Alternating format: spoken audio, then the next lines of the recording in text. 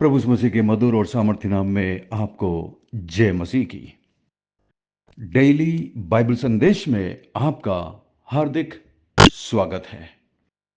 आज 17 अगस्त है और परमेश्वर को धन्यवाद कि उसने हमें फिर से एक नया दिन दिया है, एक नया सवेरा दिया है, ताकि हम अपने जीवन के चाल चलन, सोच विचार और आचरण के द्वारा उस परमेश्वर को महिमा दें जिसने हमें आज की जिंदगी दी है, एक नया अवसर दिया है, एक नया मौका दिया है, ताकि आज हम जहां भी जाएं, जिससे भी मिले, लोग हमारे अंदर एक मसीहत को देख सकें कि ये लोग यीशु के मानने वाले लोग हैं। और यही परमेश्वर हमसे चाहता भी है। मैं सोचता हूं एक मसीह व्यक्ति का परम कर्तव्य ये है कि वो अपने जीवन से यीशु को महिमा दे। जिस तरह प्रभु यीशु मसीह ने पहाड़ी उपदेश के अंत में कहा था कि तुम्हारा प्रकाश मनुष्यों के सामने ऐसा चमके कि लोग तुम्हारे भले कामों को देखकर तुम्हारे पिता की जो स्वर्ग में है महिमा करें। तो यही मुख्य उद्देश्य है मसीह जीवन का, कि लोग हमें देखकर हमारे परमेश्वर की महिमा करें। बहुत बहुत धन्यवाद कि आपने अपना कीमती वक्त निकाला कि आज आप बाइबल संदेश में शामिल हो सकें। मेरी प्रार्थना, मेरी विनती यह है कि आज के संदेश के द्वारा परमेश्वर आपके दिलों से बातचीत करे। आज हम तीसरा यूहन्ना की किताब को समाप्त करेंगे। मैं आशा करता हूं कि अभी तक आपने बहुत अच्छी और अद्भुत बातों को सीखा। पिछले दिनों में हमने जब एक अध्याय पढ़ना शुरू किया था तो हमने गयुस के बारे में देखा, फिर हमने दियुत्रिफेस और फिर दिमेत्रियुस, तीन लोगों के बारे में इस चैप्टर में देखा है। वास्तव में ये तीन ऐसे लोग हैं जो हर कलीसिया में पाए जाते हैं। तीन प्रकार के लोग हर कलीसिया में पाए जाते हैं। एक तो गयुस की तरह लोग हैं जो हर कलीसिया में पाए जाते हैं, जो सबसे प्रेम करते हैं, लोगों का स्वागत करते हैं, लोगों को अपनापन महसूस करवाते हैं, और विशेषकर जो नए लोग चर्च में आते हैं उनके साथ बहुत अच्छा मित्रता का व्यवहार किया जाता है। ये वे लोग हैं जो गयुस की तरह हैं। दूसरे लोग हैं दियुत्रिफेस। इस प्रकार के लोग भी चर्च में हैं। ये ऐसे लोग हैं जो कलीसिया में ऊंची पदवी चाहते हैं लेकिन जिम्मेदारी नहीं लेना चाहते, काम नहीं करना चाहते, सिर्फ पदवी के लोभी हैं, लालची हैं। और ये उन लोगों से नफरत करते हैं जो लोग दूसरों के साथ अच्छा करते हैं, दूसरों की भलाई करते हैं, क्योंकि ये खुद कुछ नहीं कर पाते, और जो करते हैं अच्छा उनसे ये लोग नफरत करते हैं। तो कुछ इस प्रकार के लोग भी हैं। और फिर तीसरे प्रकार के लोग दिमेत्रियुस नाम के लोग भी हैं, यानी कि इस प्रकार के लोग भी हैं जिनके बारे में सब लोग बहुत अच्छी बातें बताते हैं। ये भले ही अपने आप को बहुत ज़्यादा शो ऑफ नहीं करते, सामने नहीं आते, लेकिन पीछे रहकर बहुत अच्छे अद्भुत कामों को करते हैं चर्च के लिए, प्रभु के लिए, प्रभु की गवाही के लिए। और इनके बारे में भले वो खुद गवाही नहीं देते लेकिन दूसरे लोग इनके बारे में गवाही देते हैं। तो ऐसे लोग भी हैं जो ज़्यादा सामने दिखाई नहीं देते लेकिन काम हमेशा बहुत अच्छा करते हैं। तो आप अपने बारे में सोचिएगा, इन तीनों प्रकार के लोगों में से आप किस प्रकार के हैं। एक तो गयुस है जो आगे जाकर काम करता है, नए लोगों का स्वागत करता है, नए लोगों को मदद करता है। दियो दियुत्रेफेस नाम का एक व्यक्ति है, ये लोगों से प्यार नहीं करता।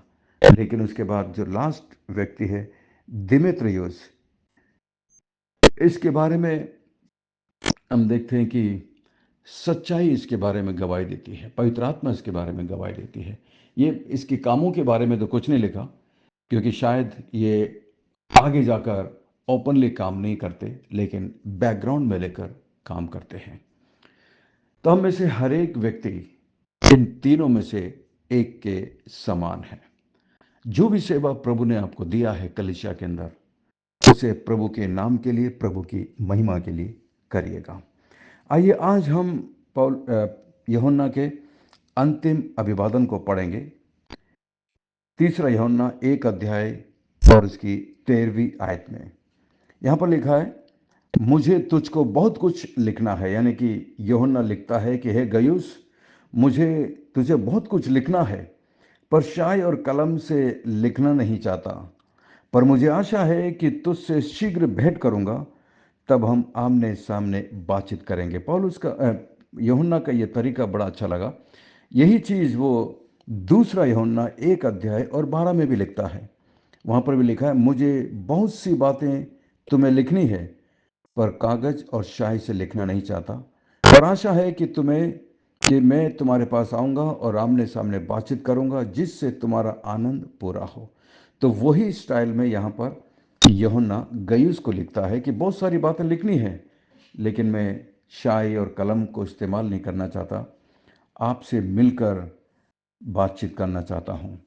कितना अच्छा स्वभाव है यूहन्ना का, मिलनसार स्वभाव है। लोगों से मिलना, उन्हें उत्साहित करना, उन्हें खुशी देना, उन्हें आनंद देना। चर्च में ऐसे लोग भी हैं जिन्हें एक दूसरे से मिलना बहुत अच्छा लगता है, संगति अच्छी लगती है और फेलोशिप अच्छा लगता है। उसके अलावा चर्च में कुछ ऐसे लोग भी होते हैं जो किसी से मिलना नहीं चाहते, अपने आप अकेले में खुश रहते हैं, दूसरों से मिलना उन्हें पसंद नहीं है। लेकिन पौलुस यहाँ पर लोगों से मिलना चाहता है, बात करना चाहता है, संगति करना चाहता है। आगे लिखता है 14 में, पर मुझे आशा है कि तुझसे शीघ्र भेंट करूँगा। तो यूहन्ना प्लान भी करता है कि आकर के वो उससे भेंट करे और तब हम आमने सामने बातचीत करेंगे। 15वीं आयत में यूहन्ना लिखता है, तुझे शांति मिलती रहे। यहाँ के मित्र तुझे नमस्कार कहते हैं। वहाँ के मित्रों से नाम ले लेकर नमस्कार कह देना। कितना अच्छा यूहन्ना यहाँ पर लिखता है। यहाँ पर यूहन्ना अपने अंतिम अभिवादन में यहाँ के मित्र तुझे नमस्कार भेजते हैं। और सामान्यतः नए नियम में भाइयों शब्द का प्रयोग मित्रों के स्थान पर है, मित्रों के स्थान पर किया जाता है। लेकिन यूहन्ना याद करता है, शायद यूहन्ना के मन में ये याद आ रहा है, जब यीशु मसीह ने उसके साथी चेलों से कहा था कि मैंने तुम्हें मित्र कहा है। यूहन्ना 15:15 में आप पढ़ सकते हैं। शायद यूहन्ना इस बात को याद कर रहा है। मित्र शब्द बहुत ही अद्भुत शब्द है। भले ही संसार के लोगों ने आज इसके मतलब को बहुत खराब कर दिया है, लेकिन बाइबल में जब प्रभु यीशु मसीह कहते हैं कि मैंने तुम्हें मित्र कहा है, तो उसमें एक बहुत गहरा प्रेम छिपा हुआ है। प्रभु यीशु मसीह यहाँ पर कहते हैं कि मैंने तुम्हें मित्र कहा है। किसी भी स्त्री या पुरुष के लिए यीशु का मित्र होना, मैं सोचता हूँ, एक सर्वोच्च और एक सर्वश्रेष्ठ अवसर है। मुझे खुशी है कि मैं यीशु का मित्र हूँ, यीशु मेरा मित्र है। बाइबल में प्रभु यीशु मसीह के लिए लिखा गया कि प्रभु यीशु मसीह पापियों का मित्र है, फ्रेंड ऑफ सिनर्स, पापियों का मित्र है। जो लोग यीशु के पास आते हैं और जब यीशु से उनकी मित्रता हो जाती है, उनका जीवन बदल जाता है, उनका व्यवहार बदल जाता है, उनकी सोच बदल जाती है, उनका दिल बदल जाता है। क्या यीशु आपका मित्र है? क्या आप यीशु के मित्र हैं? मैं सोचता हूँ एक सर्वश्रेष्ठ अवसर है, एक सबसे बड़ा सौभाग्य है यदि हम यीशु के मित्र हैं और यीशु हमारा मित्र है। लेकिन याद रखिएगा, यीशु मसीह के मित्र बनने के लिए हमें उसकी आज्ञाओं का पालन करना होगा। जिस तरह प्रभु यीशु मसीह ने यूहन्ना 15 और उसकी 14 में कहा, यदि तुम जो कुछ मैं तुम्हें आज्ञा देता हूं उसे करो, तो तुम मेरे मित्र हो। आप यीशु के मित्र हो सकते हैं। कैसे? यदि आप उसकी आज्ञा का पालन करें। यदि आप उसकी आज्ञा का पालन करते हैं, तो इसका मतलब आप उससे प्रेम करते हैं और उसकी आज्ञा का पालन करते हैं। जिस तरह हमने कल या परसों देखा था, प्रेम का मतलब क्या है? प्रेम का मतलब है प्रभु यीशु मसीह की आज्ञाओं का पालन करना। यदि हम कहें कि मैं यीशु से प्यार करता हूं और उसकी आज्ञाओं का पालन ना करें, तो ये सरासर झूठ होगा, गलत होगा, बेईमानी होगी, पाखंडीपना होगा। ऐसे बहुत सारे लोग हैं जो कहते हैं कि मैं यीशु से प्यार करता हूं, I love Jesus, but if you ask them, do you obey his commandments? They have no words to answer for them. How sad. There are so many who says that they love Jesus, but they don't obey his commandments. Thus they are deceiving themselves. They are deceiving others. They are deceiving themselves, thinking that they are Jesus' friends, but they are not, because they don't obey his commandments. So examine your heart, examine your life, whether you really love him. And if you love him, you will obey him. And then if you obey him, you are his friends. यदि आप उसकी आज्ञा का पालन करते हैं तो आप उसके मित्र हैं. What a great privilege to be called as friends of Jesus.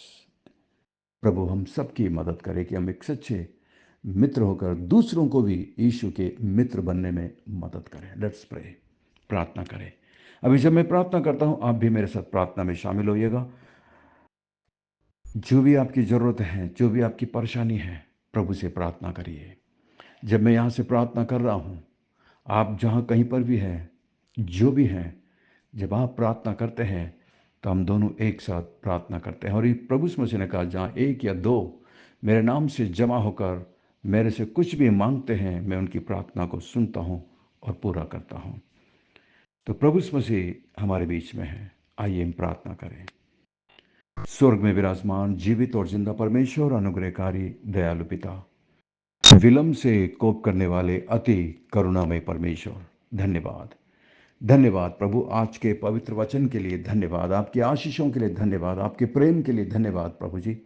आज यदि हम जीवित हैं, स्वस्थ हैं, सांस ले रहे हैं और एक छत के नीचे हैं, तो प्रभु जी ये सब कुछ आपकी दया और आपके अनुग्रह की वजह से. क्योंकि आज संसार में से बहुत सारे लोग हैं जिनके पास खाने को नहीं है, पहनने को नहीं है, रहने के लिए छत नहीं है प्रभु. और उससे भी भयंकर, वो तुझे अपना मित्र करके नहीं जानते. वे खोए हुए हैं इस पाप भरे संसार के अंदर. धन्यवाद प्रभु, आपने हमें चुन लिया, हमें अपना बनाया, हमें अपना मित्र बनाया. प्रभु इसके लिए हम आपका धन्यवाद करते हैं. हमारी मदद करिए प्रभु जी, ताकि हम सचमुच में आपसे प्रेम करें, आपकी आज्ञाओं का पालन कर सकें. हमें क्षमा करना जब हमने आपकी आज्ञाओं का उल्लंघन किया है. क्षमा कर, हमें माफ़ कर प्रभु. धन्यवाद. मैं प्रार्थना करता हूँ, मेरे साथ इस वक्त मेरे भाई जो प्रार्थना कर रहे हैं प्रभु जी, आप उनकी आवश्यकताओं को जानते हैं प्रभु जी. आप उनके परिवार की ज़रूरत को जानते हैं. शायद वो अपने करियर के लिए प्रार्थना कर रहे हैं, अपने परिवार के लिए प्रार्थना कर रहे हैं, अपने पत्नी बच्चों के लिए प्रार्थना कर रहे हैं, उनके भविष्य के लिए प्रार्थना कर रहे हैं. प्रभु आप उनकी प्रार्थना को सुनकर जवाब देना. मैं प्रार्थना करता हूँ ब्रदर जीपी राय के लिए प्रभु जी. महान परमेश्वर, जो जिम्मेदारी आपने उनको दी है, जो चर्च आपने उनको दिया है प्रभु, उस चर्च में आपकी आशीष, आपकी बरकत निरंतर बनी रहे. और प्रार्थना करते हैं सिस्टर जयंती के लिए भी प्रभु जी, और बेटे आइजैक के लिए प्रार्थना करते हैं. आप उन सब की मदद करना प्रभु जी, ताकि वो चर्च तेरे नाम के लिए खड़ी हो सके. भाई रमेश राय के लिए मैं प्रार्थना करता हूँ प्रभु जी, उनकी वाइफ के लिए भी प्रार्थना करता हूँ, और उनके बेटे सौरभ के लिए प्रार्थना करता हूँ प्रभु जी. उन सबको अपने फंकों तले सुरक्षित और संभाल कर रखना, उनकी आवश्यकताओं को अपने स्वर्गीय भंडार से पूरा करना प्रभु. धन्यवाद धन्यवाद. मैं प्रार्थना करता हूँ विशेषकर ब्रदर स्टीवन के लिए. मान परमेश्वर, वो जिस कंडीशन में है, जिस हाल में है प्रभु, आप सब कुछ जानते हैं. उन पर अनुग्रह और दया कर प्रभु जी. महान परमेश्वर, मैं प्रार्थना करता हूँ विशेषकर हमारे बाबा के लिए प्रभु जी. पिछले दिनों से प्रभु उनकी तबीयत ठीक नहीं है, कमजोरी की हालात में है. आप अपनी अनुग्रह, अपनी कृपा उन पर बनाए रखना, अपने हाथ को उन पर बढ़ाकर छूकर पूरी तौर से चंगाई देना. मान परमेश्वर, मैं प्रार्थना करता हूँ मान परमेश्वर सिस्टर रोजलिन के लिए प्रभु जी.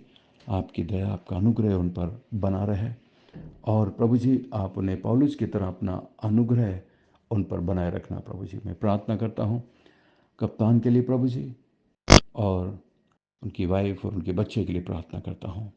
आप उन पर अनुग्रह और दया करना मान परमेश्वर. और प्रार्थना करते हैं जोई सोलोमन के लिए मान परमेश्वर.